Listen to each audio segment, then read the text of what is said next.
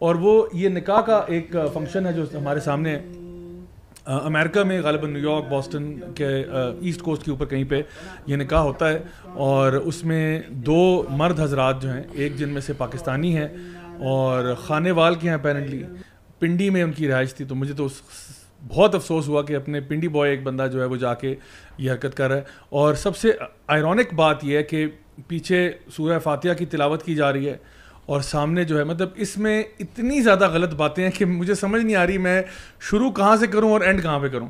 سب سے پہلی بات تو یہ کہ 2 مردوں کا نکاح, یعنی دیکھیں نا نکاح کی کچھ شرائط ہوتے ہیں نا.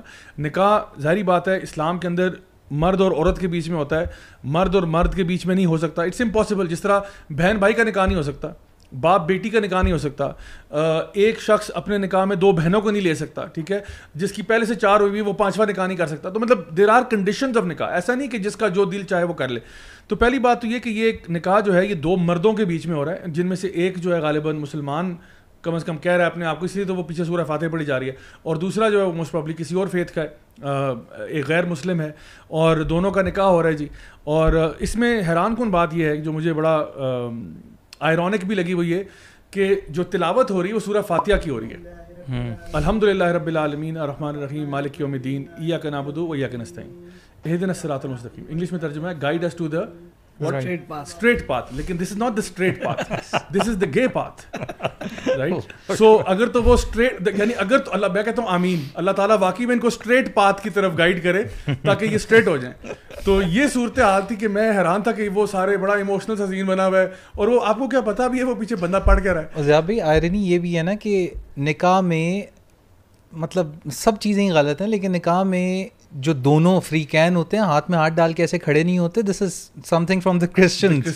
آپس کی بات ہے, یہ بہت بڑی توہین ہے. دیکھیں ابھی ہم لوگ سویڈن کے لیے اسی طرف ہو رہے تھے, لیکن یہ میں کہتا ہوں اس سے بڑی توہین کیا ہوگی کہ ہم جنس پرستی کو اللہ کا نام لے رہے ہو آپ, اور آپ کو پتہ ہے وہ میں چاہوں گا کہ وہ امیجز بھی دکھائیں جہاں پہ انہوں نے اللہ کا نام نا وہ LGBT رنگوں میں نا پلیٹ بنی ہوئی ہے اور اس پہ وہ کر رہے ہیں, بہت ہی واحد قسم. ابھی اس کے اندر نا ایک اور امپورٹنٹ پوائنٹ یہ کہ اس کی اگر آپ پروفائل پہ جائیں نا, برہان ریبلز نام کی پروفائل ہے, آپ جب اس پروفائل پہ جاتے ہیں نا تو you will be able to find a lot of stuff like this. Ramzan کو سیلیبریٹ کر رہا ہے یہ بندہ, عید کو سیلیبریٹ کر رہا ہے with those pride flags and those Rainbow colours.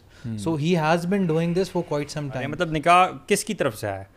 وہ اللہ سبحانہ تعالیٰ کی طرف سے ہے نا, لیکن اس کی کنڈیشنز کو آپ نے چھوڑ دیا اور نام وہ استعمال کر رہے ہیں. اسی طرح رمضان سیلیبریٹ کرنا, اور میں یہ سمجھتا ہوں یہ پریکٹس ایک چھوٹے لیول پہ یہاں پہ تو بڑی روٹین کی چیز ہے. جیسے سنیما کا افتتاح ہوا پچھلے ابھی کچھ دنوں میں, اور اس پہ دعا کرائی جا رہی ہے اللہ تعالیٰ سے کامیابی کی اور پراسپیرٹی کی وغیرہ وغیرہ. یعنی ایک حرام کام ہے, غلط کام میں. شوبز میں نعمان اجاز غالباً ان کی کوئی ویڈیو یا کوئی فلم آتی ہے تو اس پہ انہوں نے دعا لکھا کہ اللہ تعالیٰ برکت دے اینڈ آل دیٹ. وہ اپنے گناہ کی جو سکسیس ہے اس کو بھی ایٹریبیوٹ کرتے ہیں اللہ سبحانہ تعالیٰ کی طرف اور سکسیس کی طرف. اچھا ایک سوال میں آپ کے سامنے رکھتا ہوں, وہ یہ ہے کہ شاید آپ نے یہ غور و فکر کیا ہو کہ بھئی آخر ان کا نکاح پڑھایا کس نے ہوگا.